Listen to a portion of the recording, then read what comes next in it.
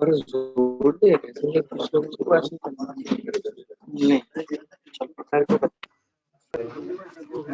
नहीं इतना डेटाबेस बनाना होता है, आपकी मदद कोई नहीं करता। वो कह रहे हैं सर डेटाबेस तो यहाँ लगा ले असल में फिर इनको तेज आवाज जाती है और वहां तक आवाज कम डिस्टॉर्ट ठीक है सर इसलिए चल दरमियान में कुछ पहले गुमराह गए थे डेटा फिल करवा ले तो जी जनाब, अस्सलाम वालेकुम वंस अगेन। ऑनलाइन के यूजर्स को आवाज, स्क्रीन, कैमरा तीनों चीजें क्लियर है? कहते कहते कैमरा कट गया। कोई है अभी हमारे दरमियान इकतीस लोग यस ये सही चल रहा है? हाँ सही आ रहा है। डन। कल हम लोगों ने बहुत ज्यादा पढ़ा था, पार्टनरशिप प्रॉपर्टी के ऊपर बात की थी, जिसको घर जाके आपने देखा तो आपको पूरे 6 मिनट लग गए। तो बकाया 50 मिनट तक आप पास पेपर को दोबारा से देखते रहे, समझते रहे, गौर करते रहे। तो पार्टनरशिप की प्रॉपर्टी में 3-4 तरह की चीजें आती हैं। नंबर 1 वो जो खुद लेके आए, नंबर 2 जो शुरू में आई हुई प्रॉपर्टी से प्रॉपर्टी जनरेट हुई, वो जो पार्टनरशिप के अपने एसेट से एसेट जनरेट हुए। नंबर 3 इनके अपने प्रॉफिट से जनरेट होने वाली चीजें। नंबर 4 अगर कोई गुडविल है तो वो, ये सब की सब पार्टनरशिप प्रॉपर्टी में काउंट होती है। अगर एग्रीमेंट में कुछ नहीं लिखा हुआ तो कंफ्यूजन होगी। एग्रीमेंट में आप लिख के मना कर सकते हैं कि पार्टनर पर्सनली यूज नहीं करेंगे, क्योंकि वही पार्टनर्स हैं, वही फर्म है और उसी के एसेट है और वही लोग यूज कर रहे होते हैं। तो ऐसे में this is good to define कि क्या वो पर्सनल यूज करेंगे या नहीं करेंगे। अगर आपने मना कर दिया तो फिर वो मना होंगे, अगर आपने मना नहीं किया तो कॉमनली लोगों को पता होता है कि पार्टनरशिप के एसेट पार्टनरशिप वाले इस्तेमाल कर रहे होते हैं। तो बड़ी अच्छी बात है कि आप अपने एग्रीमेंट में लिख दें कि आप लोग इस्तेमाल नहीं किया करेंगे। मुझे बताइए पार्टनरशिप की प्रॉपर्टी में कोई सवाल? पहले फिजिकल वालों के सवाल, फिर ऑनलाइन वालों के सवाल। फिजिकल हाजरीन, पार्टनरशिप प्रॉपर्टी कोई लाइन, कोई बात नहीं समझ आ रही? इंटरेस्ट समझ आया? इंटरेस्ट का मतलब उसमें कोई हिस्सा जी? क्यों? अब कोई फायदा नहीं, अब मैंने अपना लगा लिया बस। अब जो है ना, मैं नाराज हो गया हूँ, कॉलेज का नेट चेंज कर दिया। नहीं तो ये कनेक्ट थोड़ी देर के लिए हुआ या पक्का पक्का हुआ है? बस वो मेरा भी आती कनेक्ट हुआ था, फिर डिस्कनेक्ट हो गया था। तो अब मैं अपने मोबाइल पे जा चुका हूँ। अब मैं तब तक भरोसा नहीं करूंगा नेट पे जब तक हमारे सारे मसले सही नहीं हो जाते। फिर डिस्कनेक्ट हो गया। लें जी, हाँ मोबाइल पे कॉल आ सकती है, खतरनाक काम है। एक भाई ने मुझे कहा कि सर डू नॉट डिस्टर्ब अगर आप लगाएं और बगैर किसी छेड़छाड़ के लगाएं, कोई और ऑप्शन ना चेंज करें, तो चांसेस हैं कि आपको कॉल भी नहीं आएगी। असम ये वाला ऑप्शन हमने कभी ट्राई नहीं किया। ट्राई तो वो करें ना जो अपनी कॉलों से बचना चाहें। हमारी कॉल तो पहले ही आगे बेचारी साइलेंट पे कहीं दब जाती है, तो मतलब हमारे लिए तो मोबाइल एक सिर्फ टाइम दिखाने वाली मशीन है। ठीक है जी, उस कॉल का इंतजार क्यों करें जो कभी आने नहीं। अच्छा जी, आप लोगों ने गुडविल, प्रॉपर्टी, ये सारी चीजें पढ़ी। मुझे बताइए कोई सवाल फिजिकल हाजरीन? जी, ये प्रॉपर्टी क्यों डिफाइन कर रहा है? क्योंकि आगे जाके ये कंफ्यूजन आनी है कि एक पार्टनर ने पार्टनरशिप की प्रॉपर्टी यूज कर ली, तो ऐसे में हम पलट के कहेंगे क्या मतलब पार्टनरशिप की कौन सी प्रॉपर्टी होती है? भाई पार्टनरशिप कोई कंपनी तो है नहीं, कंपनी होती है ना, एक अलग पर्सन होती है, उसका अपना नाम होता है, उसके अपने नाम पे चीजें रजिस्टर होती हैं, उसका अपना एक स्टेटस होता है और वो एक अलग पर्सन काउंट होता है लॉ की जुबान में। मतलब कंपनी अलग से टैक्स देती है, कंपनी का अलग से सारा रूल्स होते हैं, कंपनी एक नाम से चल रही होती है। पार्टनरशिप इज कलेक्टिवली, इन चारों को जोड़ के हमने कह दिया पार्टनरशिप है। तो this is important to define कि वो कौन से एसेट हैं जो कंप्लीट पार्टनरशिप के हैं और वो कौन से एसेट है जो इन लोगों के जाती इंडिविजुअल एसेट्स हैं। तो इन लोगों के जाती घरेलू लाइफ में जो उनके एसेट हैं वो उनके एसेट हैं, और जो कंबाइंड प्रॉपर्टी से लिए गए हैं, कंबाइंड पैसों से लिए गए हैं और फर्म के लिए लिए गए हैं, वो फर्म की प्रॉपर्टी है। जी, जी, अब पार्टनरशिप अपने एसेट्स किसके नाम पे रखती है? कई दफा जॉइंट नेम पे रखती है सारे पार्टनर्स के, और कभी कभी किसी एक आध पार्टनर के नाम पे रख लेते हैं। दोनों तरह से वो पार्टनरशिप डीड में भी लिखेंगे ना? जी, पर पार्टनरशिप डीड में आप बताएंगे कि क्या मामला है, किस तरह से।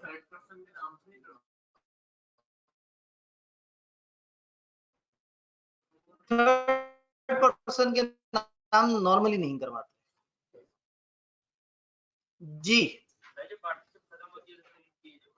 जब पार्टनरशिप खत्म होती है तो प्रॉपर्टी का क्या होता है? प्रॉपर्टी फिर डिवाइड है।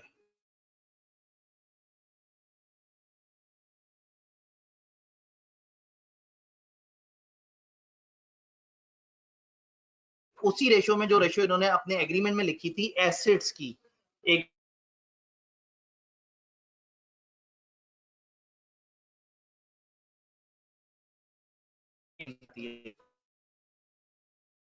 तो profit and loss sharing ratio है, और एक ये है कि असासों की क्या शेयरिंग होगी। सेम भी हो सकती है, अलग अलग भी हो सकती है। में कभी भी जबानी कलामी बात नहीं, हर चीज का कम आपस में नाराज का रूल भी यही है कि खासतौर पे पैसों का लेन देन उसको बगैर लिखत पढ़त के नहीं करना चाहिए जी। All clear? कल वाले टेस्ट में एक क्वेश्चन था, वो पूछना है। एक मिनट, मेरा एक सवाल है इंतजामिया से। इनको वॉइस रिकॉर्डिंग पहुंची थी? आज पहुंच जाएगी?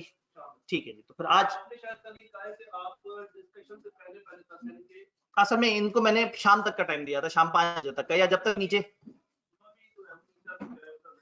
सुबह भी टेस्ट देते बच्चे। लेकिन आगे हमें एक रूल डिफाइन करना है कि भाई एक दिन का मतलब, वरना तो फिर वो टेस्ट की डिस्कशन बहुत ही आगे चली जाएगी। ट्यूसडे को शाम तक टेस्ट देने की ऑप्शन है, और शाम क्लोजिंग के वक्त जो है वो हम वीडियो वो जो ऑडियो डिस्कशन है वो शेयर कर दें। तो अभी थोड़ा सा रुकना पड़ेगा। यही तो मजे की बात है। तो आपने तो फिर फड़का फड़कू दिया होगा। कभी कभी दिखने में ऐसा लगता है, कभी कभी जी। आवाज चली गई, बिल्कुल ही चली गई, ऐसे ना करें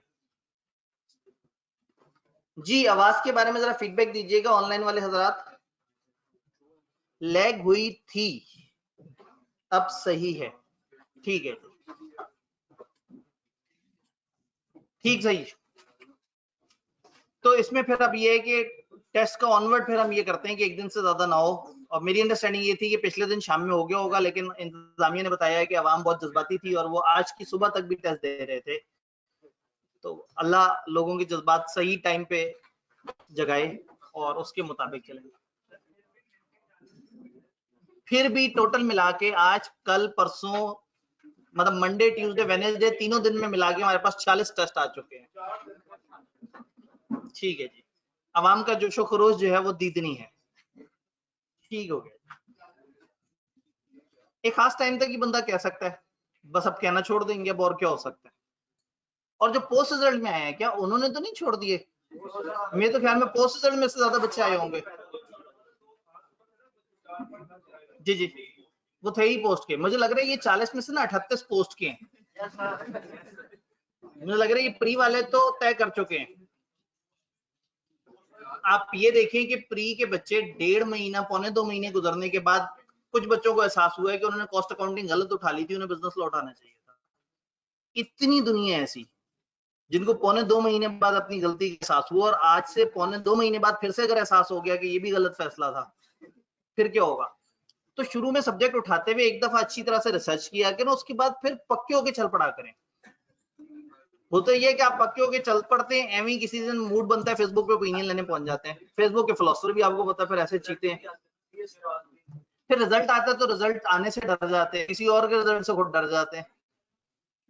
तो इसलिए ना एक शुरू में हिम्मत वाला फैसला किया है, उस पर डटे रहे। जब आपको बैकअप मिलता है ना, ये ग्रुप ए बी क्यों किया है कि अपने लोग खेलते रहते थे, 3 पेपर उठा के पढ़ रहे हैं, फिर वो हुआ नहीं यार ये तो जरा भारी था, एक काम करते चलो आगे से बीएम का पेपर एक मजे का लग रहा होता था वो उठा लेते थे आखिरी महीने में।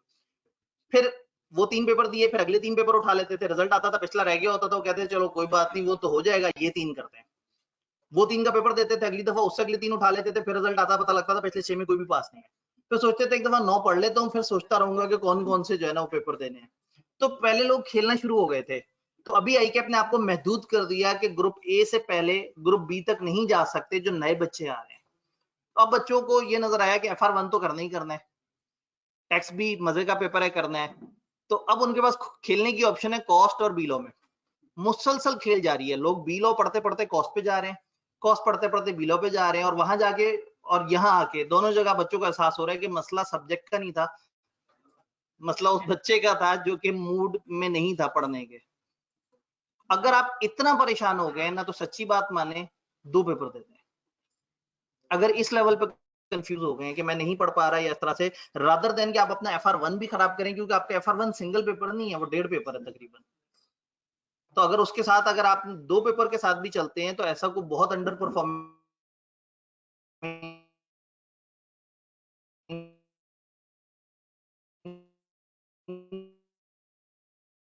नहीं होगा। लेकिन आप जिद करें कि 3 या 4 देने और 3 लाजमी देने और तीसरा जो है वो बाकी जाए, तो ये थोड़ा सा इसको रिकंसिडर अगर सोच रहे हैं तो चेंज करने के बजाय ड्रॉप करने के बारे में सोचना ज्यादा बेहतर है। मतलब एक सब्जेक्ट जो 6 महीने में होता है और आपने उनमें से 1-2 महीने के करीब पढ़ा और आपको लगता है कि नहीं मेरे से अप्रोच नहीं हुआ, तो जो दूसरा है वो कैसे आप रिमेनिंग टाइम में अभी से ही माइंड बनाएंगे, जबकि क्लासें भी काफी आगे जा चुकी हुई हैं। तब तो पोस्ट रिजल्ट शुरू हुए भी मेरे ख्याल में कोई 2 हफ्ते तो हो गए। हाँ, तीसरा हफ्ता हो गया, तीसरा हफ्ता नहीं, इतनी जल्दी दूसरा हफ्ता, इतना भी हाँ लौटनी में चाहिए, तो दूसरा हफ्ता तकरीबन दरमियान में पहुंच गया, तो 1.5 हफ्ता हो चुका। पोस्ट 1 वीक लेट नहीं स्टार्ट हुआ था, रिजल्ट 1 वीक जल्दी आया था। पोस्ट इन्होंने बहुत पहले से जो डेट्स प्लान की हुई थी वही थी, और दूसरा मैं भी उसी हिसाब से प्लान बना के क्लास को उस प्लान पे लेके चल रहा था कि पोस्ट तक हमारा कट ऑफ लग जाए और हम एक नए सिलेबस जोन में दाखिल हो जाए। खैर मैं कोशिश कर रहा हूँ, टाइम नहीं गुजर रहा, मुझे पढ़ाना पड़ेगा, अब पढ़ना पड़ेगा। सर कायदे आजम ने फरमाया, एक मिनट में पहले पढ़ लूं, उसने कोई बोंगी ना मारी हो। फैसला करने से पहले 100 दफा सोचो, फिर जब फैसला कर लो तो उस पर डट जाओ कि 100 लोग भी खिलाफ हो तो तुम अकेले डटे हुए इंसान हो। ठीक है जी, टाइम तक सही थी, मुनासिब थी। तो कायदे आजम ने कहा कि फैसला करने से पहले 100 दफा सोचो, और फिर जब फैसला कर लो तो फिर 100 लोग भी कहें उस फैसले से नहीं हिलना। तो ये जो शुरू में 100 दफा सोचने वाला काम है ना, ये नहीं होता। शुरू में 100 लोग होते हैं जो कंफ्यूज कर रहे होते हैं, और जब उस कंफ्यूजन में एक फैसला लिया जाता है तो उसके 2 महीने बाद 100 दफा सोचता है बंदा। तो कायदे आजम ने जो तरतीब बताई है, अगर उसे फॉलो किया जाए तो बड़ी अच्छी बात है कि फैसला लेने से पहले 100 दफा सोच लो, बट जब ले लो तो उसके बाद 100 बंदे भी तुम्हें मना करें तो मत उस फैसले को बदलना। तो ये अच्छी बात की भाईजान आपने, एक बड़ा अच्छा एक यहाँ पे वो किया। ठीक है जी, एक सवाल आया है कि क्या बिजनेस की गुडविल पार्टनर्स में डिवाइड होती है। देखिए, बिजनेस की गुडविल बिजनेस की है। जब एक पार्टनर छोड़ के जा रहा होता है ना, तो उस वक्त जब हिस्सा डिवाइड हो रहा होता है तो वो ये कहता है कि देखो इस गुडविल में मेरा भी 1/4 हिस्सा है, मेरी वजह से भी जनरेट हुई है। तो नॉर्मली वो जाते जाते एसेट्स ही नहीं, गुडविल में भी अपना हिस्सा डिमांड कर रहा होता है। तो गुडविल रहती तो फर्म के पास ही है, तो जो छोड़ के जाने वाला है उस गुडविल की एक मॉनेटरी वैल्यू, एक रुपए पैसे वाली वर्थ का अंदाजा लगा के और अपने पास शिफ्ट करवा लेता है। जी, कैमरा लैग कर रहा है, नेट चल पड़ा है, देख लें जिम्मेदारी पे। ठीक है जी, एक भाई की जिम्मेदारी पे हम दोबारा कॉलेज के नेट की तरफ जाते हैं। इसका मतलब मसला टाइम का है, शायद दोपहर 12 से 2 के दरमियान नेट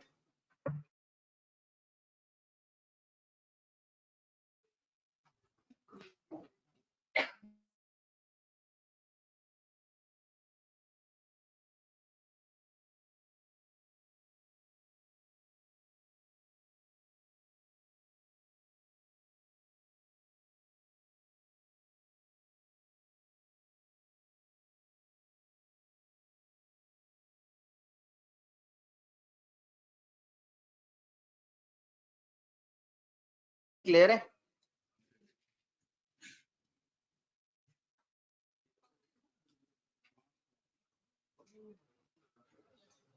दो जवाब है, एक ने कहा आई आवाज, एक ने कहा आवाज डाउन, एक ने कहा क्लियर। ठीक है जी, अब आवाज दोबारा से क्लियर हो चुकी है।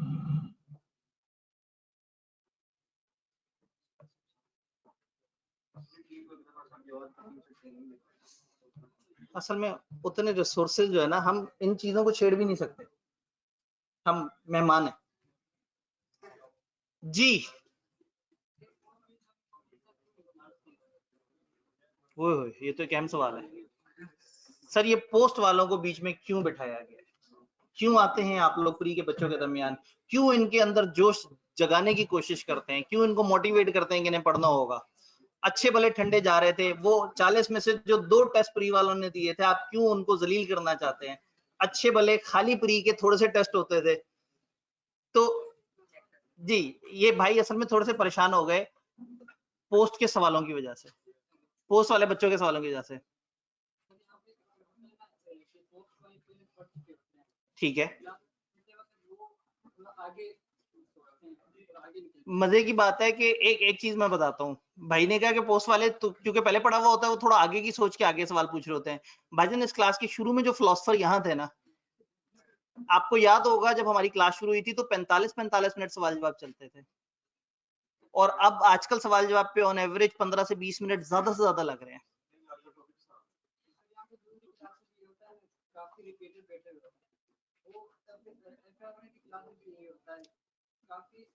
ठीक है, देखें चलें, वो सही है। वो FR1 की क्लास में अगर कोई परेशानी है तो आप FR1 की टीचर से डिस्कस करें ना, मैं FR1 का टीचर तो नहीं हूँ। हाँ, इस क्लास में मैं वही कह रहा हूँ ना कि मेरी क्लास में तो मैंने एक कट ऑफ ही ऐसा लगाया कि टॉपिक ही नए शुरू हुए हुए हो। असूलन इनको ऑफेंड होना चाहिए जब मैं इनके सामने एकदम से कहता हूँ याद है हमने इस तरह की एक बात पढ़ी थी। ये सोचते हैं कि नहीं चलो कोई बात नहीं है, ये लोग पढ़ते हुए आ रहे हैं, हम आगे जाके वो वाली बात पढ़ लेंगे। तो असूलन तो इनकी तरफ से शिकायत आनी चाहिए थी। तो ऐसे में जब मैं पढ़ा रहा होता हूँ तो मैं सबको 0 पे काउंट करता हूँ।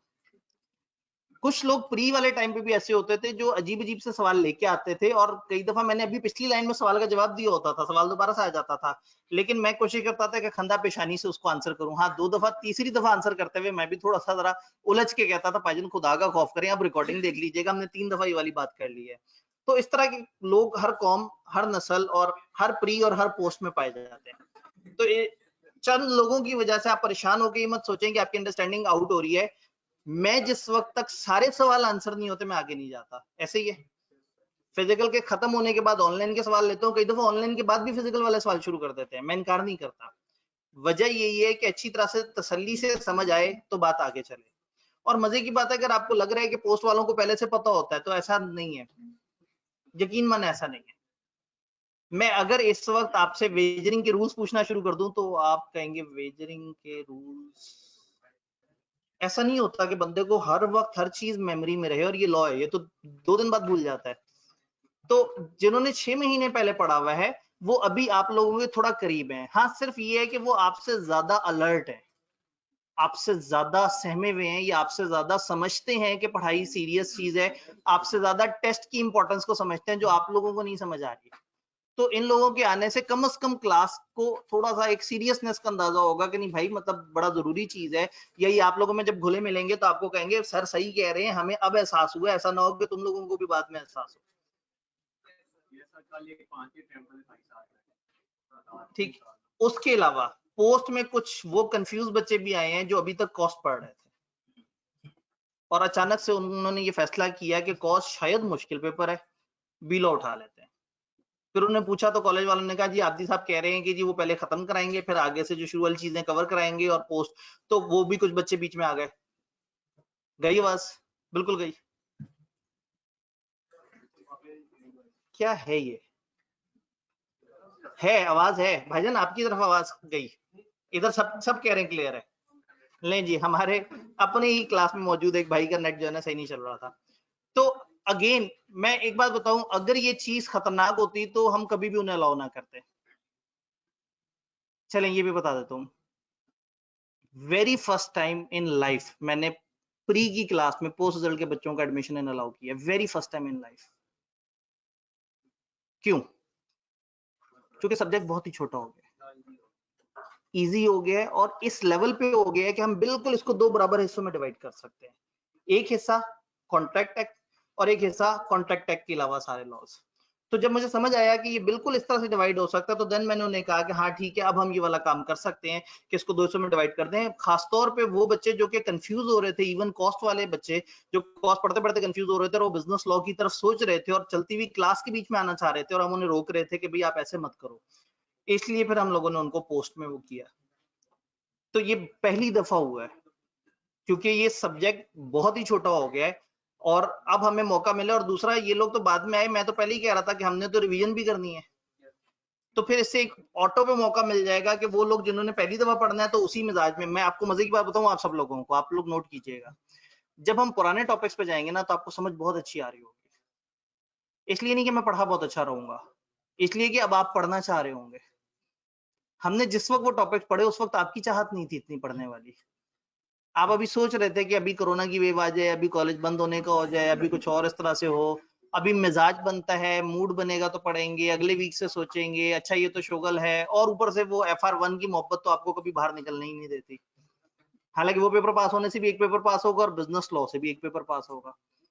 तो उस वजह से वो टाइम गुजरा है ना, वो बड़ा नॉन सीरियस गुजरा है। अब हम वो वाला टाइम अच्छा गुजार लेंगे। तो वो बिल्कुल आपका कंसर्न सही है। पोस्ट रिजल्ट के स्टूडेंट्स कई दफा न्यूमेरिकल सब्जेक्ट में सर अभी दूसरे स्टेप पे होते हैं तो सर से कहते हैं सर वो यहाँ पे वो ब्रेकअप वैल्यू निकाल के वो वाला काम नहीं करना था। तो सर पहले उन बच्चों को डांटते हैं कि पाजन हौसला करो, मैं अगर करा रहा हूं तो मेरे साथ साथ चलो। और दूसरा, ऐसे में जाहिर है थोड़ी सी तंगी होती है। तो जिस सब्जेक्ट में आपको परेशानी आप जरूर बताएं। इस सब्जेक्ट में मैंने आपको बता दिया है कि हमारे अब तो सवाल भी बड़े कम हो गए। एक भाई ने कहा सर इसलिए कि टॉपिक आसान चल रहा है, तो बड़ी अच्छी बात है। अगर ये टॉपिक आसान लग रहा है, मैं आपको बताऊं जो हमने पढ़ा वो बहुत आसान था, लेकिन उस वक्त आपकी बेस बन रही थी, आहिस्ता आहिस्ता आहिस्ता आहिस्ता समझ रहे थे। और रिजल्ट आने के बाद ऑटोमेटिकली लोगों में एक सीरियसनेस आ जाती है कुछ अरसे तक। तो अल्लाह करे वो सीरियसनेस कुछ कायम दायम रहे। आपको पता है हम लोगों ने एक बड़ा पेपर प्लान किया हुआ है 1.5 हफ्ते बाद। यानी कि हम 1.5 हफ्ते बाद क्लास को ऑफ करेंगे 1 हफ्ते के लिए। उस 1 हफ्ते में मैं आपको पढ़ाऊंगा नहीं, आप फुल फ्लैश तैयारी करेंगे। मैनेजमेंट से मिलकर हम एक दिन डिसाइड कर लेंगे, वो दिन आपको अनाउंस करेंगे। 3 घंटे का फुल फ्लैश पेपर। यहाँ पे प्री और पोस्ट वालों को हम अलग अलग कर देंगे। पोस्ट वालों को जितना पढ़ा होगा उतना, जितना उन्होंने बाद में पढ़ा होगा। प्री वालों ने जितना पढ़ा होगा, आएगा ना मजा। ताकि एक दफा अगर आपको एहसास हो कि जब पीछे से देख रहे होंगे ना तो चीजें भूली हुई होती हैं। और ऐसा नहीं है कि अचानक से जी एक दिन आपका ऑफ हुआ और अगले दिन आपका वो वाला टेस्ट आ गया। आपको कम से कम मरे से मरे 3 दिन मिलेंगे गैप। और मैं देखता हूँ टाइम टेबल वगैरह को, हो सकता है 5-6 दिन कम से कम आपके पास मौजूद हो तैयारी के लिए। लेकिन इस दौरान जाहिर है अकाउंटिंग आपकी चल रही होगी जी। हमारी यही ख्वाहिश है कि हम उसको फिजिकल करें, जिसकी वजह से उसका टाइम टेबल हमें थोड़ा सा आगे पीछे करना पड़ेगा। फिजिकली ट्यूसडे से लेके फ्राइडे के दरमियान हम कोई एक दिन चूज कर रहे होंगे। इसीलिए मैं कह रहा हूँ कि कम से कम उससे पहले 3 छुट्टियां होंगी कम से कम। और अगर हम उसको प्लान करते हुए थोड़ा सा आगे की तरफ प्लान कर सके तो थोड़ी सी जरा ज्यादा छुट्टियां मिल जाएंगी जी। तो हमने वो प्लान रिवील कर दिया।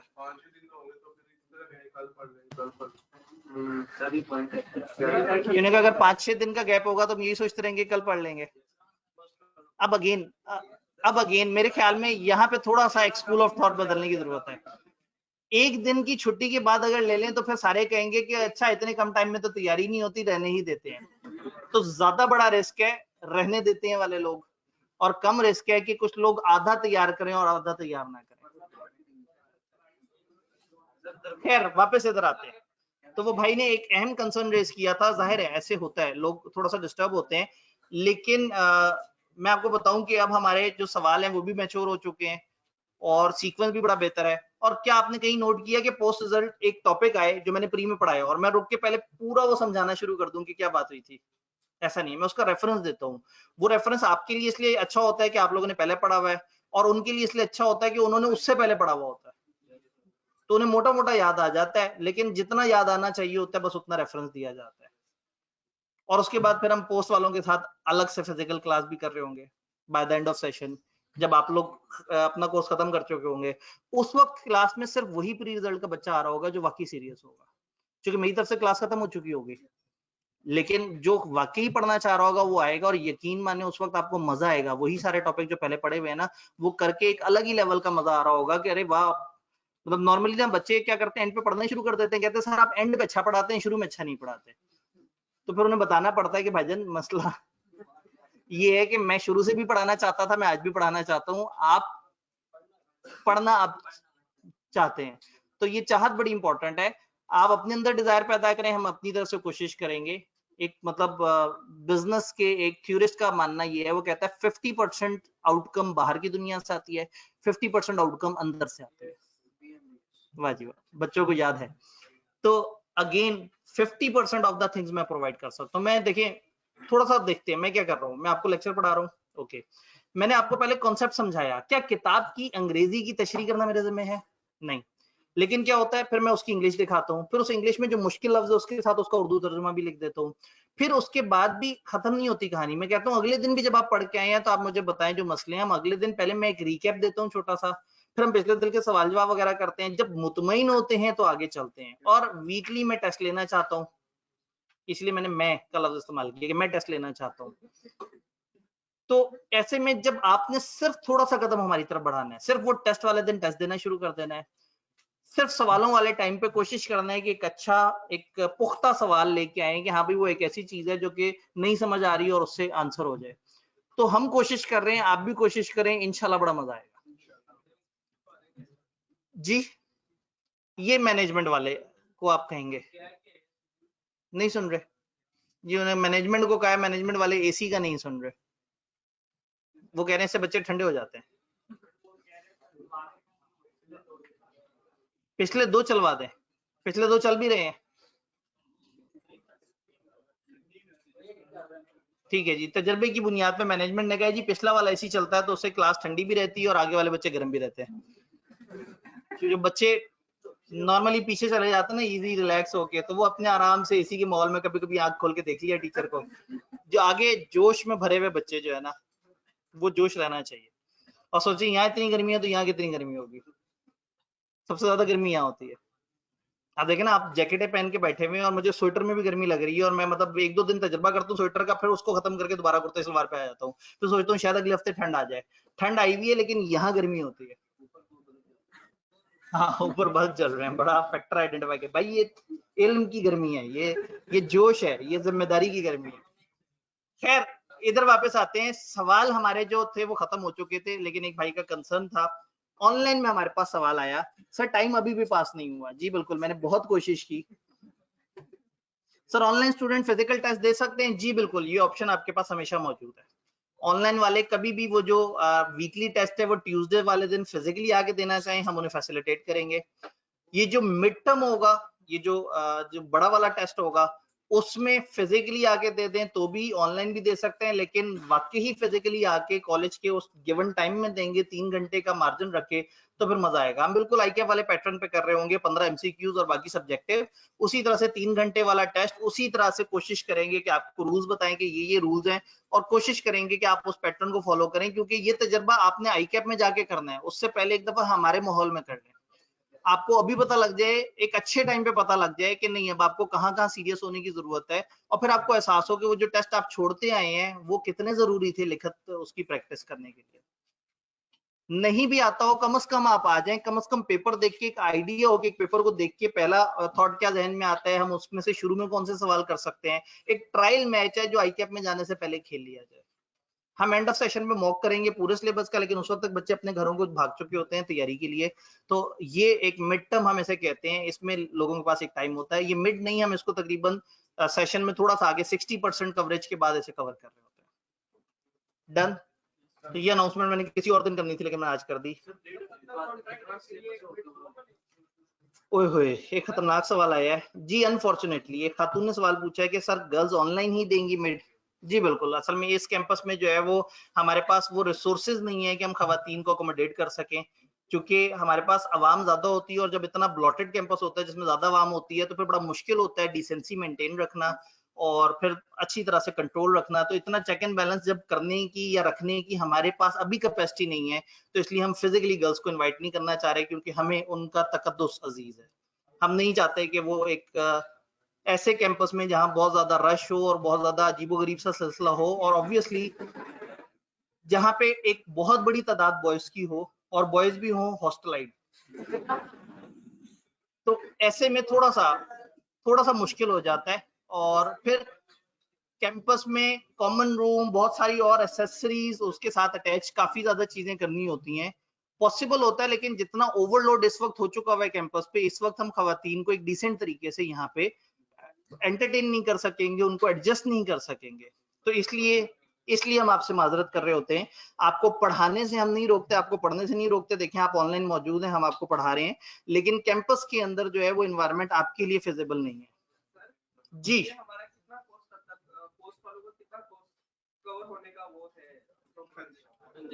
खर्चा कितना है? ठीक है, आपका तकरीबन 20 से 23% सिलेबस खत्म हो सकता है तब तक। असल में अभी ना हमारे पास सिलेबस की ग्रिड उतनी छोटी नहीं है। पहले क्या होता था, पार्टनरशिप 10 से 15 नंबर की वेटेज। अब उन्होंने ऐसा नहीं किया, वो कहते हैं पार्टनरशिप नेगोशिएबल इंस्ट्रूमेंट, छोटे छोटे से वो 6 लॉज, ये मिला के वो कहते हैं 35 से 52 नंबर का पेपर है। वो इतनी अजीब सी ग्रेड दी है कि अब आप किसी एक टॉपिक को आइडेंटिफाई नहीं कर सकते। बट आई पर्सनली बिलीव कि पार्टनरशिप कम से कम 11-12 नंबर का तो कम से कम है, और इससे ज्यादा का भी हो सकता है, कम का नहीं। ले जी, जब खाली 50 नंबर का पेपर होता था उस वक्त भी पार्टनरशिप अपने अंदर 11-12 नंबर का टॉपिक था। तो अभी जब सिलेबस पूरा 100 नंबर का है, तो पार्टनरशिप की कम से कम इंपॉर्टेंस 11-12 नंबर की तो कम से कम है।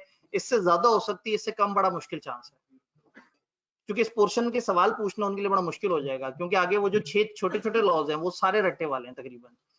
तो लॉजिकल सवाल या नेगोशिएबल इंस्ट्रूमेंट से बनेगा या पार्टनरशिप से बनेगा। जी, एक लफ्ज जो हम बड़े अरसे से डिस्कस करते आ रहे हैं, ट्रांसफरी। पार्टनर अगर अपना इंटरेस्ट किसी को ट्रांसफर कर दे, जिसको ट्रांसफर करे, हमने कहा था वो खुद ब खुद पार्टनर नहीं बन जाता। मैं पुरानी एग्जांपल को लेके चलूंगा।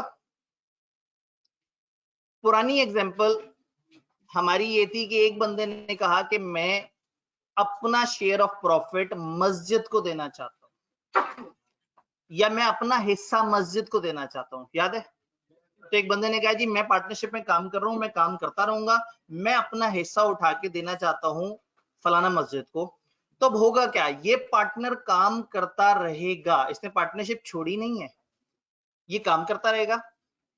उस काम के एवज इसको जो प्रॉफिट का हिस्सा मिलना था वो किसको जाता रहेगा? मस्जिद। जिस वक्त पार्टनरशिप खत्म हो जाएगी, टेन्योर पूरा हो जाए, मकसद पूरा हो जाए, या आपको याद है वो नोटिस वाली बात हो जाए, जब पूरा हो जाएगा टेन्योर या जब पार्टनरशिप खत्म हो जाएगी, तो इसका जो एसेट्स का हिस्सा है वो भी उस मस्जिद को चला जाएगा। यानी जब तक ये पार्टनर मौजूद है तब तक एसेट का हिस्सा फर्म में पड़ा हुआ है, और जो प्रॉफिट्स का सालाना हिस्सा है वो किसको जाता रहेगा? मस्जिद को। और जिस वक्त पार्टनरशिप खत्म हो गई तो इसका जो एसेट्स का हिस्सा है वो भी मस्जिद को चला जाएगा। ये बात समझ आई? मेरा एक सवाल है, क्या वो मस्जिद पार्टनर है? नहीं। क्या उस मस्जिद को इजाजत होनी चाहिए कि वो आके अकाउंट्स वगैरह को देखे? क्योंकि जो असल बंदा है वो मौजूद है वहां पे, वो अकाउंट देख सकता है, वो सारे काम कर सकता है। अगर मस्जिद को उसका रेलेवेंट शेयर ऑफ प्रॉफिट ना मिले तो मस्जिद पार्टनरशिप से बात करेगी या इस बंदे से बात करेगी? इस बंदे से बात करेगी। इसका मतलब है मस्जिद का पार्टनरशिप से कोई कनेक्शन नहीं है जब तक पार्टनरशिप बंद नहीं हो जाती। हाँ, जिस दिन बंद हुई और इस मस्जिद को अपना एसेट्स में हिस्सा नहीं मिला और पार्टनरशिप बंद हो रही है, अब ये मस्जिद इन पे केस कर सकती है। वो कह सकते हैं कि जी हमारा एसेट्स में इतना हिस्सा था और इन लोगों ने हमारा हिस्सा हमें नहीं दिया। तो इसका मतलब है कि वो मस्जिद जब तक पार्टनरशिप बंद नहीं हो जाती तब तक बीच में इंटरफेयर नहीं कर सकती। चलें, पार्टनरशिप चल रही हो, ये वाला पार्टनर निकल रहा हो, तो जब ये पार्टनर निकल रहा होगा तो तकरीबन मस्जिद के लिए तो पार्टनरशिप खत्म हो गई ना। मस्जिद का ताल्लुक इस बंदे के से था, तो जो एंड पे क्लोजिंग होके इसको अपना हिस्सा मिलना था उसका एक रिकॉर्ड बनेगा, पूरा अकाउंट्स वगैरह बनेंगे, और वो फिर पैसे किसको मिल जाएंगे?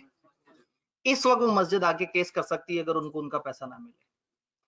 अगर एक बंदे ने एक दफा ये कह दिया कि मैं अपना हिस्सा मस्जिद को देता हूं, तो उसके बाद फिर वो उसको इतने आराम से रिवर्स नहीं कर सकता जब तक कि वो उस मस्जिद की मर्जी भी शामिल ना हो। तो कहने का मतलब ये है कि एक बंदा ड्यूरिंग पार्टनरशिप ही पार्टनरशिप से अपना ताल्लुक बरकरार रखते हुए अपना दोनों तरह का हिस्सा किसी और को दे सकता है।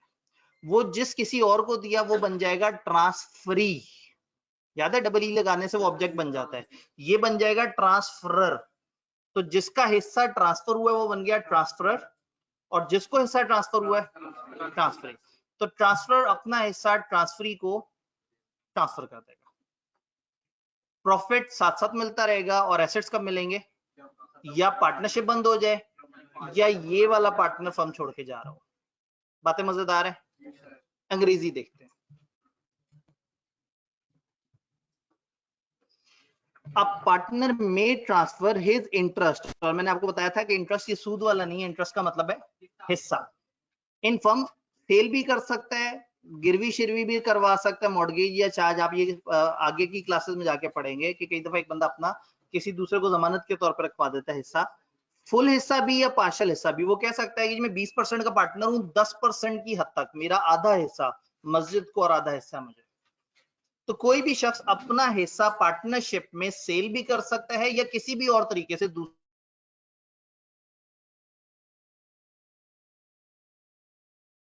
के हवाले कर सकता है।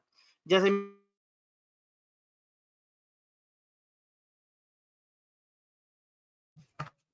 यहाँ लिख देता हूं,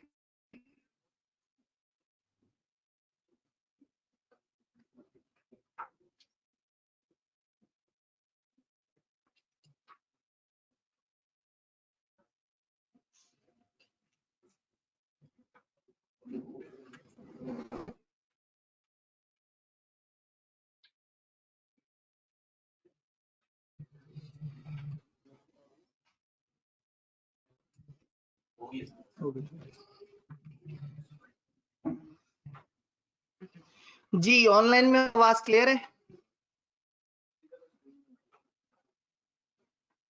आ रही है?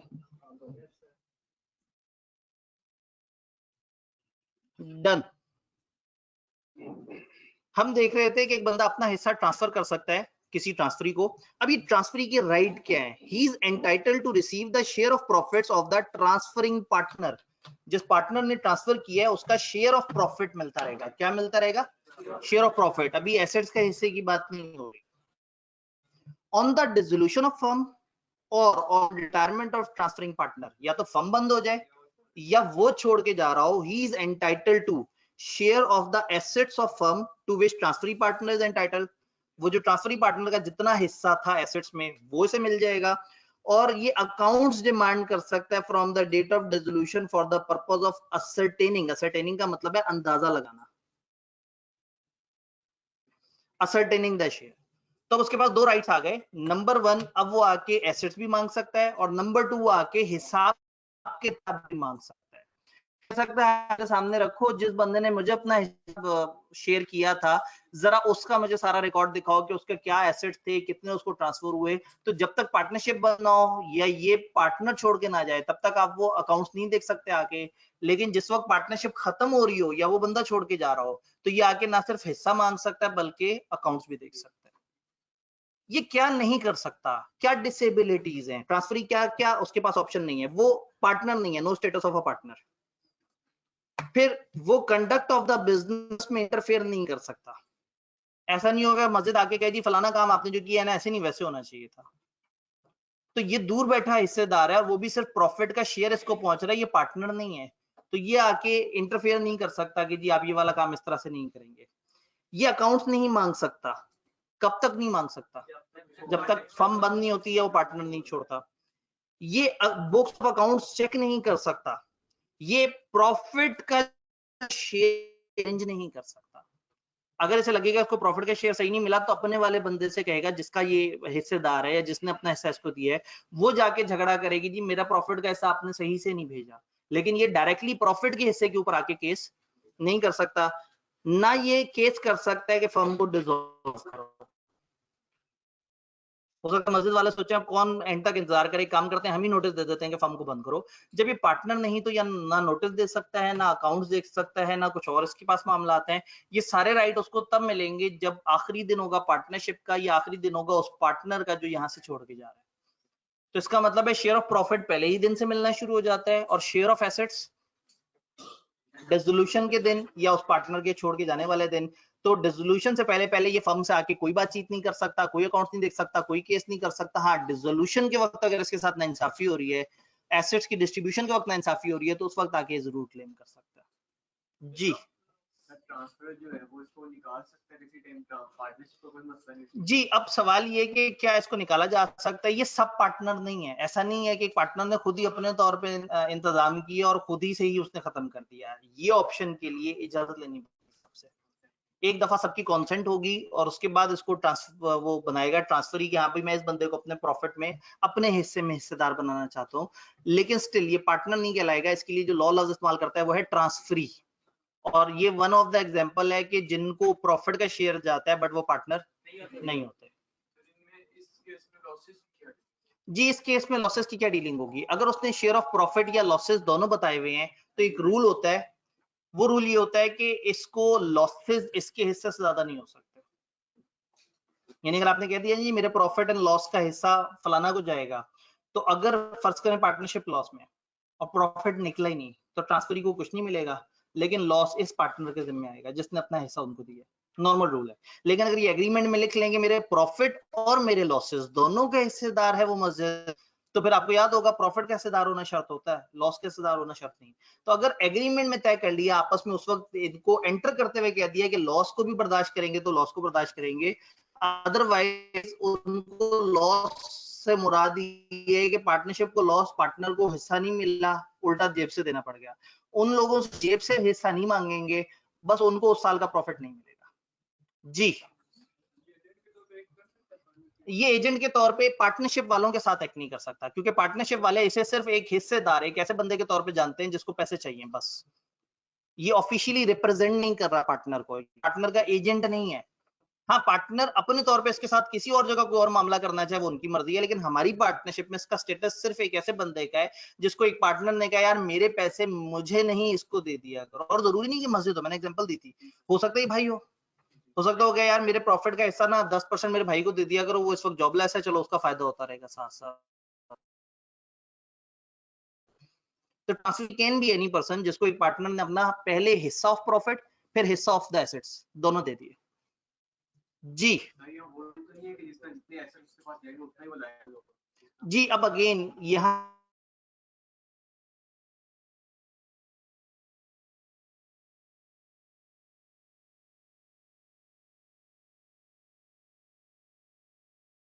पे वो वाला रूल के जितने एसेट उसके पास जाएंगे उतना ही लायबल होगा, वो रूल है लेकिन हमारी किताब में नहीं लिखा हुआ। साल का उससे ज्यादा उससे नहीं लेडीज पे करने के लिए ट्रांसफर ही से नहीं मांगेंगे, तकरीबन वही वाला लिमिटेड लायबिलिटी है ट्रांसफरी की, लेकिन अगेन किताब में सामने सामने नहीं लिखा हुआ।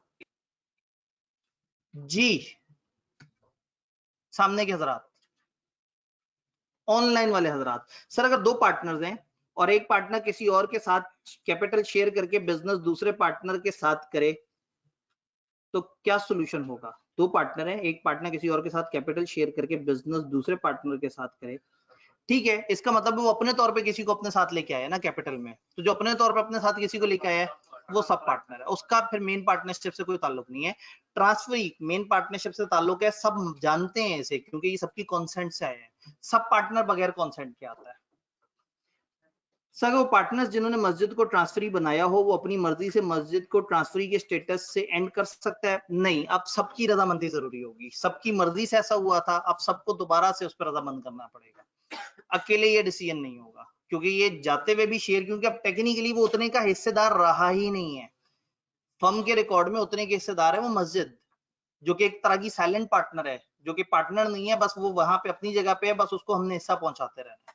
तो इसको अनडन करने के लिए भी, इसको अंडू करने के लिए भी आपको सबकी रजामंदी चाहिए होगी, और इस दफा उसकी रजामंदी भी चाहिए होगी, मस्जिद की। सर पार्टनर जब चाहे हिस्सा वापस, ये भी हमने बात की। सर ट्रांसफरी की रिटायरमेंट के बाद ये पार्टनर कंसिडर हो जाता है, ट्रांसफरर की रिटायरमेंट के बाद ये पार्टनर नहीं, उसकी रिटायरमेंट के बाद भी इसको पार्टनरशिप में हिस्सा कभी नहीं मिलना, इसको सिर्फ और सिर्फ एसेट्स मिल जाएंगे और इसको खुदाफिज कह दिया जाएगा, और उसके बाद इसको शेयर ऑफ प्रॉफिट भी नहीं दिया करेंगे। तो अगर वो रेलेवेंट पार्टनर जिसने अपना हिस्सा ऐसे दिया था वो अगर जा रहा है तो बस उसके साथ ये भी चला जाएगा। हाँ, अगर पार्टनर्स आपस में किसी और टाइम पे फ्यूचर में इस बंदे को खुद से पार्टनरशिप में किसी और वजह से एंटर करना चाहे वो उनका मसला है, लेकिन इस वक्त एज अ ट्रांसफर इसका स्टेटस खत्म हो चुका हुआ है, और जब पार्टनरशिप बंद हुई है कहानी खत्म। सर ठीक हो गया, यहाँ वाले आंसर हो गए। यहाँ से कोई सवाल फिर भी आया था ट्रांसफरी को, अगेन मतलब ये फिर शुरू में तय करना पड़ेगा। कॉमन रूल ये है कि जब आप एक बंदे को ट्रांसफर करते हैं ना अपना इंटरेस्ट मतलब अपना हिस्सा, तो हिस्से होते हैं दोनों तरह के, प्रॉफिट का भी एसेट का भी। अगर आप ये लिख दें अच्छी तरह से एक्सप्रेसली, और ये बात सबको पता हो कि सिर्फ शेयर ऑफ प्रॉफिट जाना है, तो सिर्फ शेयर ऑफ प्रॉफिट जाएगा, फिर एसेट्स का हिस्सा नहीं जाएगा। लेकिन हम जो रूल्स पढ़ रहे हैं वो कॉमन रूल्स पढ़ रहे हैं कि नॉर्मली क्या होता है। तो हमने अभी तक इतना छोटा सा एक पोर्शन पढ़ा, अब आगे चलते हैं थोड़ा सा लॉजिकल पोर्शन।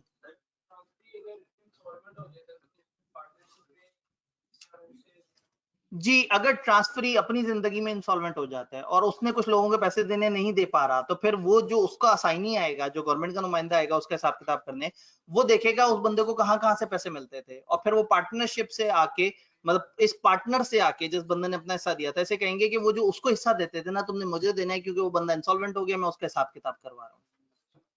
जी, तो अगेन ये नॉर्मल रूल नहीं है, जब आप दूर जाके सोचते हैं तो फिर मैं दूर जाके जवाब देता हूँ।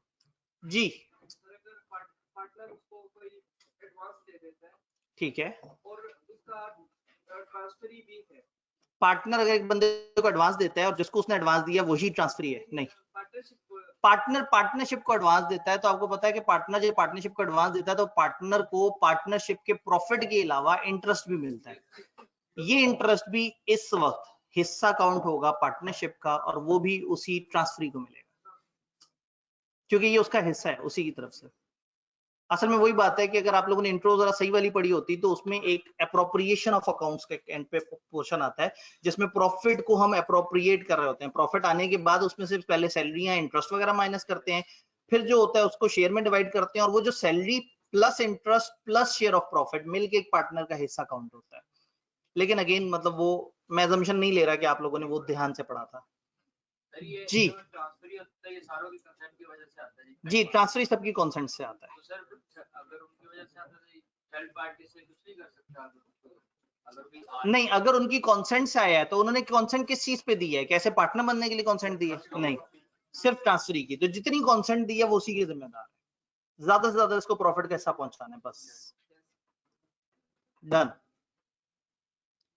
एक स्टेप आगे चलते हैं। ये जैसे ट्रांसफरी का कॉन्सेप्ट है ना, ऑब्वियसली अभी हमने इतना सा पढ़ा तो ये तो फिर आपको मजा नहीं आएगा, थोड़ा सा मजा, ठीक है, शाबाश, ये जो आपकी आवाजें हैं इसमें जोश है। Minor admission to the benefits of partnership, याद है उसमें हमने एक दो बातें कैरी फॉरवर्ड की थी। अब एक दफा हो सके तो मुझे सुन लीजिएगा, क्योंकि आप किताब पढ़ते रहेंगे तो आप परेशान होते रहेंगे, वहां शायद किसी और तरतीब से लिखा हो, मैं शायद किसी और तरतीब से बताऊं, तो मैं थोड़ा सा आपको एक समझाने की कोशिश करूंगा। है क्या, एक पार्टनरशिप चल रही है, उस चलती हुई पार्टनरशिप में हो सकता है एक बंदा, एक पार्टनर जो है वो चाहता हो कि मेरा बच्चा पार्टनरशिप में पार्टनर के तौर पे आ जाए, उसकी ख्वाहिश हो। वो चाहे तो उस बच्चे को ट्रांसफरी भी बना सकता है, कहे कि मेरे पास 40% हिस्सा है, 20% मेरे बच्चे को जाता रहे, वो बच्चे को ट्रांसफरी भी बना सकता है, लेकिन उसकी ख्वाहिश थोड़ी ज्यादा की है। वो चाहता है कि मैं अपने बच्चे को पार्टनरशिप में सबकी रजामंदी से पार्टनर बना लूं, लेकिन प्रॉब्लम ये है कि वो बच्चा है माइनर, माइनर जो है वो पार्टनर नहीं बन सकता। माइनर बहुत सारी जगह कॉन्ट्रैक्ट नहीं कर सकता, आप लोगों को पता है। तो अब अगर एक माइनर को उसने पार्टनरशिप में शामिल करना है और इस तरह से शामिल करना है कि वो वाकई में पार्टनर भी हो, तो कहानी थोड़ी सी फंस गई है, क्योंकि बच्चा अभी छोटा है और अभी छोटी एज में वो पार्टनर के तौर पे शामिल नहीं हो सकता। तो फिर लॉ ने एक ऑप्शन दिया है कि सबसे पहले आप सारे पार्टनर्स को इकट्ठा करो, उनको अपनी इस ख्वाहिश का इजहार करो। अगर वो मान जाते हैं तो आप अपने हिस्से में से कुछ हिस्सा इस बच्चे के नाम पे कर दें कि ये मेरा बच्चा जो कि मेरी पार्टनरशिप के बेनिफिट्स में ऐड हो गया, बेनिफिट्स में ऐड हो गया। अब वो बच्चा एक तरह का ट्रांसफरी बन गया, उसको प्रॉफिट का शेयर मिलता रहेगा जब तक कि वो बड़ा नहीं होता। ये यूं समझे कि उसके साथ कच्चा पक्का अरेंजमेंट कर लिया, तो मैं पार्टनर बनाते हैं, बड़े तो हो जाओ। तो बड़े होने से पहले पहले ट्रांसफरी की तरह उसको शेयर ऑफ प्रॉफिट मिलता रहेगा। और चूंकि उसके साथ ये वादा है कि तुम पार्टनर होगे आगे जाके, तो अभी आके अगर वो सामने सामने के एक दो अकाउंट देखना चाहें, सीक्रेट बॉक्स नहीं, वो जो अंदर वाली होती है ना जिसमें बड़ी डिटेल कैलकुलेशन होती है किसके साथ क्या करना है, वो नहीं, जो सामने सामने के ये रिकॉर्ड्स वगैरह हैं, अगर वो आके देखना चाहे तो इतनी उसको इजाजत है। तो यूं समझें कि हम उसको ट्रांसफरी से थोड़ा सा ऊपर रख रहे हैं और पार्टनर से एक स्टेप नीचे रख रहे हैं, क्योंकि वो छोटा बच्चा है, वो अभी बड़ा होगा, फिर वो डिसाइड करेगा कि वो पार्टनर है या नहीं। तो इसके लिए जो वर्ड्स इस्तेमाल करते हैं वो है minor admitted to the benefits of partnership. एक दफा पूरा कॉन्सेप्ट समझना है। अब माइनर को हमने एडमिट कर लिया किस चीज में, बेनिफिट्स ऑफ पार्टनरशिप में। जिस साल प्रॉफिट होगा, प्रॉफिट का उतना हिस्सा जितने का आपने हिस्सेदार इस माइनर को बनाया है, इसको मिलता रहेगा। किसी साल लॉस हो गया तो बाकी पार्टनर से तो हम कहेंगे कि आप अपना हिस्सा हमें दो, अपने हिस्से का लॉस हमें कंट्रीब्यूट करो। माइनर को हम लॉस का हिस्सेदार नहीं बनाएंगे, इसलिए कि ये है minor admitted to the benefits of partnership. ये पार्टनरशिप के बेनिफिट्स में ऐड हो चुका हुआ है, उसके फायदे इसको सारे मिलेंगे, नुकसान नहीं मिलेगा। तो ये माइनर चूंकि पार्टनरशिप के बेनिफिट्स में ऐड हो गया, तो इस माइनर को साथ साथ जो है वो हम प्रॉफिट का हिस्सा देते रहेंगे। कब तक, जब तक बड़ा नहीं हो जाता।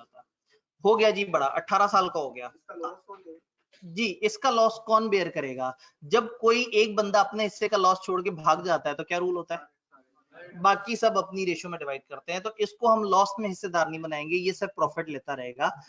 ज्यादा से ज्यादा नुकसान ये हो सकता है कि अगर किसी साल लॉस है तो इसको प्रॉफिट नहीं मिलेगा, यानी इसका ज्यादा से ज्यादा हम उतना नुकसान कर सकते हैं जितना हमने इसको पैसे देने थे, इससे ज्यादा इसका नुकसान नहीं हो सकता। ये अभी स्टार्टिंग है, अभी आगे थोड़ी सी और कहानी जाएगी। 18 साल का हो गया, उसने कहा जी मैं चाहता हूं कि मैं पार्टनर ना बनूं। उसको ना 6 महीने में बताना पड़ेगा कि वो पार्टनर बनना चाहता है या नहीं। यानी आपने उसको एडमिट तो कर लिया था बेनिफिट्स में, वो बड़ा होगा तो अब उसमें शऊर आएगा, अब वो सोचेगा कि क्या मुझे पार्टनर बनने में फायदा है या नहीं। अगर इस वक्त वो थोड़ा सा अकाउंट्स वगैरह देख सकता है अंदाजा लगाने के लिए कि मुझे पार्टनर बनना चाहिए या नहीं, अगर वो कह देता है मुझे पार्टनर नहीं बनना, तो जिस दिन उसने ये कह दिया मुझे नहीं बनना, उस दिन तक उसका स्टेटस वही काउंट होगा, minor admitted to the benefits वाला। और जब इसने खुदाफिज कह दिया तो इसको खुदाफिज कर देंगे। अब जब इसे खुदाफिज करेंगे तो ट्रांसफरी की तरह इसका जो हिस्सा पड़ा हुआ है वो इसे मिल जाएगा। यहां तक बात समझ आई? अगर ये कहता है कि नहीं मैंने पार्टनर बनना है, तो हम कहेंगे भाई पार्टनर तो दुख भी झेलते हैं सुख के साथ साथ। 3 साल पहले एक लॉस हुआ था जिसमें तुमसे हिस्सा नहीं लिया था, 8 साल पहले एक लॉस हुआ था जिसमें तुमसे हिस्सा नहीं लिया था। पार्टनर बनना है, वो लॉस हमें दे दो, यानी कि वो जो फ्रॉम बिगिनिंग डेट ही हमारे साथ प्रॉफिट एंड लॉस के हिस्सेदार बन जाओ। अगर ये कहता है कि हाँ, अब इसे गेम समझ आती है कि इस वक्त पार्टनर बनने में फायदा ज्यादा है, तो फिर इसे पार्टनर बनने का मतलब है कि from the date of joining ही पार्टनर्स को बहैसियत पार्टनर जो जो सफर करना पड़ा पैसों में, वो इसको भी इसके जिम्मे आएगा। और अगेन मैं थोड़ा सा एक्सप्लेन कर दूं, फिर एक दफा सारे को करेंगे। तो उसके बाद ये जिस दिन इसने डिसीजन लिया है कि हाँ भाई मैं पार्टनर बनना चाहता हूं, उस दिन से ऑनवर्ड पार्टनर का स्टेटस है। उस दिन से पीछे तक स्टेटस था तो बेनिफिट वाला, लेकिन दरमियान में अगर कोई लाइबिलिटीज भी आई जो इसके जिम्मे नहीं पड़ी, वो इसे देनी पड़ेगी, ताकि ये बाकियों के साथ एट पार खड़ा हो जाए कि हाँ भाई मैंने भी आपके साथ पिछले 11 साल में आपका नफा नुकसान पूरा किया है। और फिर उस डेट से ये ऑनवर्ड पार्टनर भी काउंट होगा। ये डेट कौन सी है? जब ये 18 साल का हो गया और इसने बता दिया 18 साल होने के बाद 6 महीने हम इंतजार करेंगे। 6 महीने तक इसे बताना होगा कि पार्टनर बनना चाहता है या नहीं। अगर ये 6 महीने तक खामोश रहता है, कुछ नहीं बताता, तो हम ऑटोमेटिकली अज्यूम करेंगे कि ये पार्टनर ही बनना चाहता है, तभी तो इतने पहले से बेनिफिट्स में हिस्सेदार है। यानी अगर इसने भागना है छोड़ के तो इसे बताना पड़ेगा, और अगर नहीं बताता तो ये ऑटोमेटिकली प्रिज्यूम किया जाएगा कि ये पार्टनर है। एक और रूल भी है, फर्स्ट करें वो 18 साल का हो गया और उसे पता ही नहीं लगा कि मैं किसी पार्टनरशिप में ऐड हूं। हो सकता है इसके फादर ने खुद से एक अरेंजमेंट करके इसको ऐड कर दिया था कहीं, और इसके पास अकाउंट्स में जो पैसे वो भेजते थे उनमें से थोड़े से पैसे वो भी होते थे जो पार्टनरशिप का हिस्सा होता था। एक पार्टनर को जब ये 20 साल का हुआ तब पता लगा कि अरे वो जो माइनर एडमिट हुआ था उसका तो फिर हमने देखा ही नहीं पलट के कि क्या हुआ उसका मामला। फिर वो उससे जाके मिलेगा और उसको नोटिस देगा कि हाँ भाई अब तुम 6 महीने में मुझे बताओ कि हमारे पार्टनर बनना चाहते हो या नहीं। अब अगर वो 20 साल की एज में कहता है नहीं, तब उसका स्टेटस बेनिफिट्स वाला 20 साल तक है। ये बात समझ आई? इसका मतलब है दिस इज लेटर ऑफ वो 18 साल का हो जाए या उसको पता लग जाए। तो जिस वक्त उसे पता लगा उसके 6 महीने के अंदर अंदर उसने डिसाइड करना है। उस 6 महीने में 5वें महीने में जिस वक्त भी वो डिसीजन लेना चाहे कर सकता है। जिस दिन डिसीजन लेगा उस दिन तक का उसका स्टेटस बेनिफिट्स वाला है। उससे आगे देखा जाएगा कि वो पार्टनर है या नहीं है। अगर वो पार्टनर नहीं है तो बस आज उसको हिस्सा देके रवाना कर देंगे, और अगर वो कहता है मैं पार्टनर हूं, तो अब उसका जो हिस्सा है जो अंदर पड़ा हुआ है, पहले उसमें से एडजस्टमेंट होगी उन तमाम लायबिलिटीज की जो उस दौरान की हैं जिस वक्त वो पार्टनर नहीं था, सिर्फ बेनिफिट्स ले रहा था। बात समझ आई? अब इस पे बताएं आपके सवाल क्या है, फिर किताब की अंग्रेजी देखेंगे। उधर से एक भाई कुछ सवाल पूछना चाह रहे थे।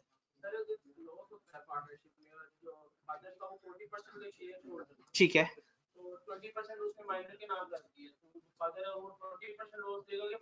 जी फादर ने अगर 20% माइनर के नाम पे कर दिया है तो ऐसा नहीं है उसने अकेले ने किया है, सारे पार्टनर्स ने मिलकर इस चीज पे एग्री किया है। तो अब वो 20% फादर की तो साइड पे हो गया मामला। अब फादर 20% का हिस्सेदार है, 20% का ये बच्चा है सबकी रजामंदी से।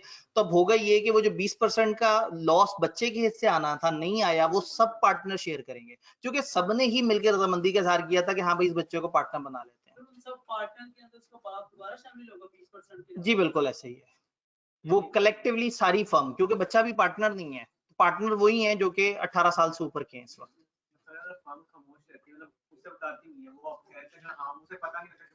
जी अगर फर्म खामोश है और उसे नहीं पता कि मैं हिस्सेदार हूं, तो जिस दिन उसे पता लगेगा, कभी भी जिंदगी में कभी भी,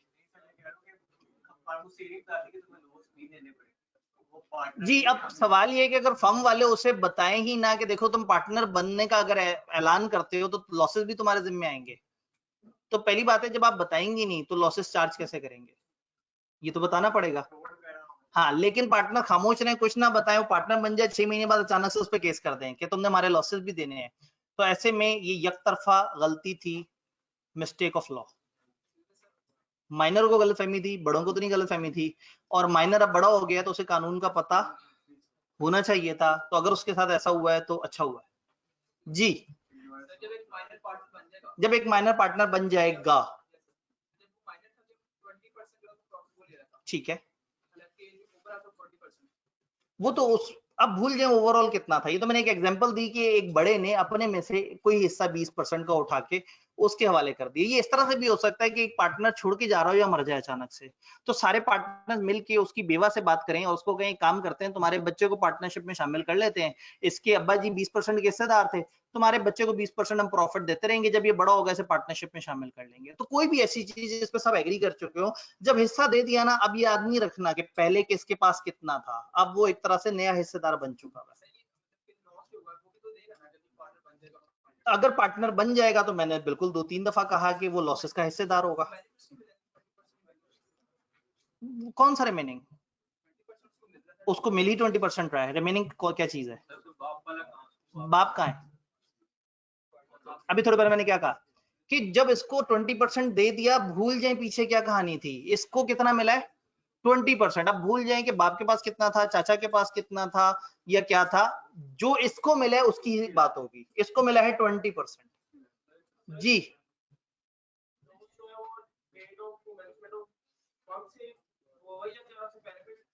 जी लॉस कब से काउंट होगा? जिस दिन से ये बेनिफिट्स में एडमिट हुआ था उस दिन से लेके डेट ऑफ नोटिस, जब उसने दुनिया को कहा भाई मैं पार्टनर बनना चाहता हूं, उस दिन तक का अगर कोई एडिशनल लॉस जो इसके जिम्मे नहीं पड़ा था वो इसको देना पड़ेगा। जी इधर से भी एक सवाल था, आंसर हो गया था? ये आपका नहीं था सवाल? जी माइनर अगर बड़ा हो गया उसने पार्टनरशिप से इनकार कर दिया,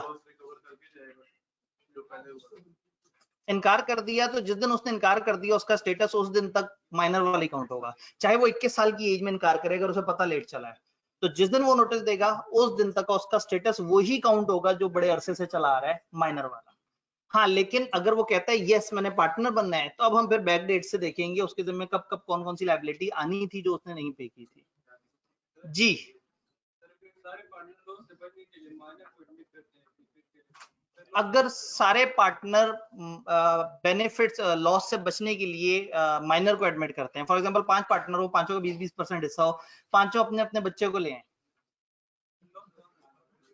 फिर लॉस कहां जाएगा? लॉस पार्टनर्स बेयर करेंगे। पार्टनर्स कौन है? यही लोग। अगर एक पार्टनर ने अपना पूरा हिस्सा दे दिया प्रॉफिट का तो पार्टनर नहीं रहेगा। पार्टनर होने के लिए प्रॉफिट का हिस्सेदार होना चाहिए, कम से कम 1% शेयर करेगा, तो 1% के 5 पार्टनर होंगे और 95% बच्चों के हवाले होगा। जब लॉस होगा हम कहेंगे बच्चे बच्चे साइड पे हो गए, बाकी कौन रह गए? ये 5। तो ये इस मजाक से किसी को फायदा नहीं होना। जी जो लॉस वापस करेगा वो सारे पार्टनर्स को कलेक्टिवली वापस करेगा, यानी कि फर्म को वापस करेगा। फर्म अलग से इंसान तो नहीं है, इन्हीं सबको तो मिला के फर्म कह रहे हैं। हाँ अब कहने का मतलब ये है कि वो डिस्ट्रीब्यूट हो जाएगा उन सब में। ये मजे का पॉइंट है, ये कहना ही चाह रहे हैं कि जब वो लॉस वापस करेगा तो क्या वो फर्म के एसेट्स में ऐड होगा या पार्टनर्स में डिवाइड होगा? वो पार्टनर्स में डिवाइड होगा, क्योंकि पार्टनर्स ने पुराने जमाने में भरा था वो लॉस। तो बिल्कुल सही जी। वो भाई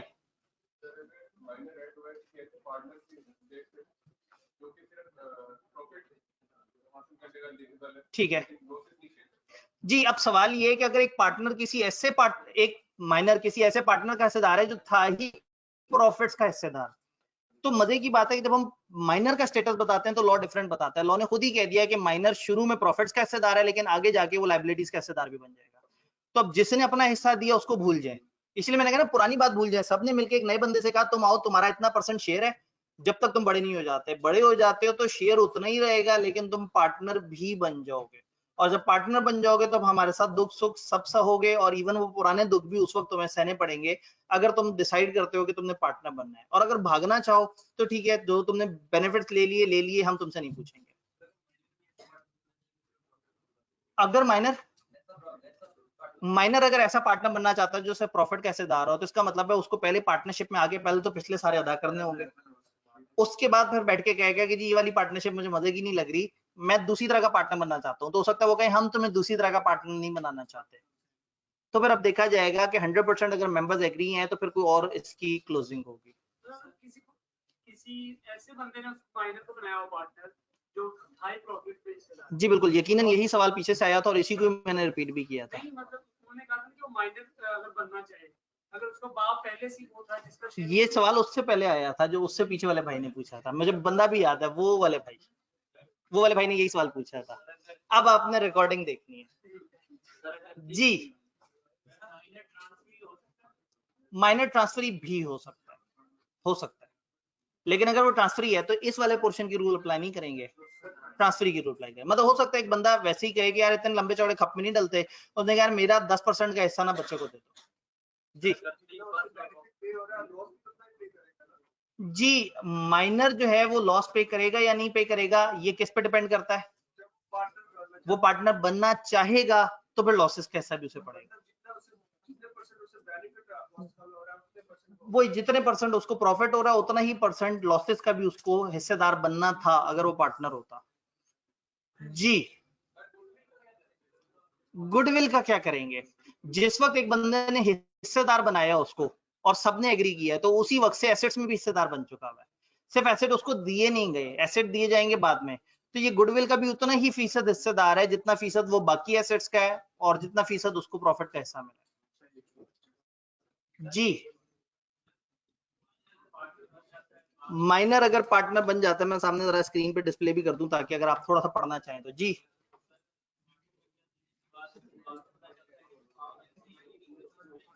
अगर माइनर पार्टनर बनता है और बनने के बाद उसे पता लगता है कि मेरी फर्म तो इलीगल बिजनेस कर रही है और वो कहता है मैंने पार्टनर नहीं रहना, तुम लोग गलत लोग हो, तो हो सकता है वो अदालत में जाके कह दे ये गलत काम कर रहे हैं, वो बंद हो जाए, लेकिन जो लॉसेस उसने दे दिए वो दे दिए। इसीलिए मैंने कहा जिस वक्त वो पार्टनर बनेगा ना उस वक्त उसके सामने अकाउंट्स रखे जाएंगे, उसको मौका दिया जाएगा। 6 महीने क्यों है? 6 महीने तक उसने यही सोचना है ना मुझे पार्टनर बनने में फायदा है या नहीं है। फायदा हर तरह का सोचना है, गलत काम तो नहीं कर रहा है। वो बड़ा हो गया, वो उसको सीक्रेट बुक्स भी एक्सेस हो जाएगी कि हाँ भाई अब ये चीजें हैं, ये हम इस तरह से काम कर रहे थे। जी सर अगर 3 पार्टनर हो और उनमें से सर एक माइनर हो, अगर 3 पार्टनर हो उनमें से एक माइनर हो तो वो 2 पार्टनर है और एक माइनर है। सर अगर माइनर मतलब एज ऑफ मेजॉरिटी अचीव कर लेता है विद इन 6 मंथ्स, सर वो अगर मतलब नोटिस पीरियड है कि मैं पार्टनर बनना चाहता हूँ, ठीक है। सर अगर दो पार्टनर उसे पार्टनरशिप में ना ला। जी बड़ा मजे का सवाल है। वो कहते हैं कि शुरू में पार्टनर ने कहा था हम तुम्हें पार्टनरशिप में ले आएंगे, तभी तो ये अरेंजमेंट हुआ। जब वो बड़ा हुआ उसने कहा मैं पार्टनर बनना चाहता हूँ, इन्होंने कहा हम नहीं चाहते तुम्हें पार्टनर बनाना। अब इस वक्त ये ऐसा नहीं कह सकते क्योंकि ये वादा पहले का हुआ है, अब परफॉर्मेंस का टाइम आया है, अब वो पार्टनर बन जाएगा। क्योंकि इसलिए हमने कहा था पहले सबसे पूछ लो, उस वक्त सबने एग्री किया था। अब वो बच्चा बड़ा होके हक रखता है कि वो डिसाइड करे उसने पार्टनर बनना है या नहीं, हम डिसाइड नहीं करेंगे। 2-3 सवाल है आपके इस तरह के, तो जिसमें हमने देखना है कि जी क्या मामला है। जी और देखिए अगर अब इसमें इंग्लिश दिखाने में टाइम ज्यादा लगे तो फिर कसूर आपका है। सवाल आप लोग पूछ रहे हैं जी। माइनर अगर जी माइनर अगर अभी मेजर नहीं हुआ, हो गया माइनर अगर मेजर हो गया और वो पार्टनरशिप नहीं करना चाहता तो वो एक नोटिस दे देगा मैं नहीं करना चाहता। जिस दिन नोटिस देगा उस दिन तक उसका क्या स्टेटस है? बेनिफिट्स वाला। एसेट्स भी लेके जाएगा अल्हम्दुलिल्लाह, अपना हिस्सा लेके निकल लेगा। तो सारे उसे चपेटे कराएंगे। एक भाई ने कहा अगर वो दोबारा वापस आना चाहे, भाईजान अगर वो इतना पक्का हो गया उसने फैसला किया कि मैं नहीं आना, अब जब आएगा ना तो वो कहेंगे बेटा अब शेयर भी बड़ा मुश्किल हो गया है, आप पैसे भी 25 लाख लेके आओ, अब ऐसा करो वैसा करो तब तुम्हें पार्टनर बनाएंगे। उसको नहीं, पुराने लॉस तो नहीं। यानी वही बात है, वो लोग अब सियाने हो गए हैं, वो पुराने लॉस का सारा हिसाब किताब रख के ना उस पर प्रीमियम रख के और उसे कहेंगे कि जी अब आप जो है इतने पैसे दोगे तो आओगे। क्योंकि ये जहन में रहे कि ये मजाक थोड़ी हो रहा है। हम तो बड़े मजे से मिनट मिनट में पार्टनर बदल देते हैं, हिस्सा बदल देते हैं। तो ये मतलब बड़ा डिटेल्ड रूल्स हैं, बड़ा ज्यादा गहरे। सामने कुछ लिखा हुआ है, minor can not enter into partnership agreement, क्योंकि वो माइनर है, लेकिन with the consent of all the partners. भाईजान ये बहुत जरूरी है, all the partners for the time being. जो उस वक्त जितने भी पार्टनर्स हैं उनके कहने पे माइनर में be admitted to the benefits of partnership. Minor की पोजीशन मेजॉरिटी से पहले क्या है, उसके राइट्स क्या है? वो जो पार्टनर्स के साथ एग्री हुए हैं उस हिसाब से प्रॉफिट में और एसेट में उसका हिस्सा है। हिस्सा है, ले नहीं रहा, हिस्सा है। अकाउंट्स देख सकता है सामने सामने के, लेकिन जो डिटेल सीक्रेट बुक्स हैं, किसके साथ क्या अरेंजमेंट किया, किसको कितना परसेंट चार्ज किया, किसको कितना कमीशन दिया, कुछ ऐसी बातें जो छोटे बच्चों को नहीं समझ आती। बिजनेस के अंदर कई ऐसी बातें जो सामने सामने के अकाउंट्स तो सिंपल होते हैं, जो पीछे आपकी कैलकुलेशंस होती हैं, प्रोविजंस होती हैं, वो नॉर्मली अच्छा नहीं है कि वो छोटे बच्चे के सामने रखें। वो कहे कि जी आपने प्रोविजन की जो एंट्री पास की है ये डेबिट क्रेडिट नहीं समझ आया। उसे कहेंगे भाईजान ये तो आज तक हमारे अकाउंटिंग के बच्चों को, FR1 वाले बच्चों को अभी तक नहीं समझ आया, तो ये आप तो फिर छोटे बच्चे हैं। तो वो इतना ज्यादा ओवर नहीं हो सकता। सामने सामने अकाउंट देखना चाहे देख सकते हैं। लाइबिलिटी क्या है? ये पर्सनली लाइबल नहीं है, इसकी लिमिटेड लाइबिलिटी है। ज्यादा से ज्यादा कितना लाइबल है? अपने हिस्से तक, ज्यादा से ज्यादा। His share is liable. अच्छा इसका मतलब पता है क्या है? फर्ज करें इसका हिस्सा था 10% ऑफ प्रॉफिट, 10% ऑफ प्रॉफिट इसे मिलना था। हमने हिसाब लगाया, साल खत्म होने में 2 दिन रहते थे, इसको 10% हिस्सा बन रहा था 1 लाख। एक नुकसान हो गया ऐसा जो कि 17 लाख का था, इसके जिम्मे काउंट करें तो आता था 2.5 लाख। ये कितना देगा? 1 लाख, यानी कि कुछ भी नहीं देगा। इसको प्रॉफिट उस दफा का नहीं मिल सकेगा। तो ये इतना तो इसका जाता रहेगा, इसका जितना जितना शेयर है ना वहां तक तो ये लायबल है। हाँ वो जो ऊपर 2.5 और 1 का डिफरेंस था जो इसके जिम्मे नहीं पड़ा, वो कब पड़ेगा? अगर वो बड़ा होके कहे कि मैंने पार्टनर बनना है। जी बेनिफिट का हिस्सेदार है ना, यानी कि लॉस का हिस्सेदार नहीं है। जिस साल प्रॉफिट हुआ है उस साल वो हिस्सेदार रहा, जिस साल लॉस हुआ हमने उसको हिस्सेदारी से साइड पे कर दिया। कहने का मतलब है भाई जब हुआ ही लॉस है तो प्रॉफिट का शेयर कैसे निकाले? तो माइनस को मल्टीप्लाई करेंगे तो जवाब माइनस में आएगा। हम इसको माइनस में हिस्सेदार नहीं करेंगे, इसे कहेंगे जी इस दफा लॉस हुआ है, तुम तो फायदे में हो, तुम्हें कौन सा लॉस शेयर करना है। ठीक है, बिल्कुल सही है।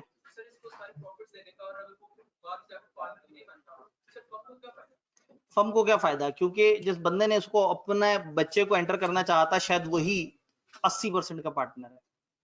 तो नॉर्मली कोई बड़ा पार्टनर, या कभी कभी क्या करते हैं, एक बंदे की डेथ हो गई तो उसके पैसे ना बाहर देने पड़ जाए एसेट के, उसकी बेवा से ये अरेंजमेंट कर लेते हैं कि जी तुम अपने बच्चे को हमारे साथ पार्टनर बना दो, हम उसको ट्रांसफर करते रहेंगे, बड़ा होके अगर वो चाहेगा तो पार्टनर भी बन जाएगा। तो नॉर्मली ये एक बंदे की डेथ के केस में इस तरह का अरेंजमेंट होता है नॉर्मली, लेकिन जीते जी भी हो सकता है। डिसेबिलिटी एक दफा थोड़ी सी अंग्रेजी भी देख लें ताकि, no status of a partner, भाईजान ये पार्टनर नहीं है, ये पार्टनर्स पे केस नहीं कर सकता प्रॉफिट्स के लिए या एसेट्स के लिए except after disconnecting his relation with the firm. वही वाली बात ट्रांसफरी वाली। Not entitled to have access to the books other than accounts, वो जो अकाउंट्स की मेन किताबें हैं उसके अलावा इसको किसी बुक की एक्सेस नहीं है। ये पोजीशन ऑफ माइनर है before attaining majority. After majority क्या होगा, एक दफा इसकी भी इंग्लिश देख लें ताकि ऐसा ना हो कि एक दो सवालों के चक्कर में वो इंग्लिश रह जाए जिसके बाद आप कहें सर हमने इंग्लिश पढ़ी होती तो पता नहीं क्या होता। 50 मिनट पढ़ते हैं घर जाके, चल अल्लाह खैर करे। बुक्स ही नहीं मिली, होए होए ये खतरनाक मामला। Position of a minor on attaining majority. On attaining majority, अब ध्यान से सुनना है, सारी बातें हुई हुई और 25 दफा हुई हैं, इतने सारे सवाल आए। On attaining majority, the minor partner has to decide within 6 months whether he shall continue in the firm or leave it. ये 6 months कब होते हैं? Later of his attaining majority, जब वो 18 साल का हो गया वहां से शुरू हो जाएंगे, या अगर उसे बाद में पता लगा when he first comes to know that he has been admitted to benefit of। तो इनमें से जो टाइम बाद में आए, उसको पहले से पता था अभी 18 साल का दिन था, 18 साल होते ही 6 महीने का काउंटर चल पड़ेगा। वो 18 साल का हो गया, उसे पता नहीं था, जिस दिन उसे पता लगा वहां से 6 महीने का। He should give a public notice, public notice अखबारी इश्तिहार देगा अपनी चॉइस का कि वो पार्टनर बनना चाहता है या नहीं। अगर वो पब्लिक नोटिस नहीं देता तो he is deemed to have become a partner, ये समझा जाएगा, डीम ये समझा जाएगा, नहीं दुनिया को बताना जरूरी होगा ताकि कंफ्यूजन ना हो, लोग इसको ऑफिशियली पार्टनर कंसिडर कर लें। ऑब्वियसली जब आया है तो उसके साथ फिर लिखत पढ़त होगी, बकायदा कागजी कार्रवाई होगी कि हाँ भाई अब मैं ऑफिशियली पार्टनरशिप में एंटर हो चुका हूँ। The burden of proving the fact that such minor had no knowledge of such admission until a particular date shall lie on such minor.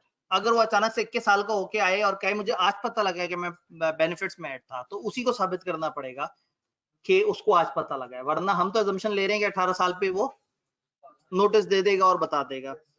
अगर ये बंदा कहता है मैंने पार्टनर बनना है, he hold personally liable since the date of admission to the benefits of the firm। कहता है मैंने पार्टनर बनना है तो वो बचपन वाली डेट से ही उसको लाइबिलिटीज का भी हिस्सेदार अब हम काउंट कर लेंगे। he holds same share in profit and property of the firm to which he was entitled as। जितना हिस्सा हमने इसका तय किया था वही हिस्सा उतने हिस्से का ये बन जाएगा partner. where such person elect not to become partner, ये कहता है सॉरी मैंने पार्टनर नहीं बनना। status of minor holds up to the date of public notice। ये वो जुमला जो मैंने कम से कम 6 दफा रिपीट की है, सिर्फ आपको दिखा रहा हूं कि किताब में जो बात लिखी हुई है वो किस तरह से है। His share is not liable for any act of the firm after the date of public notice।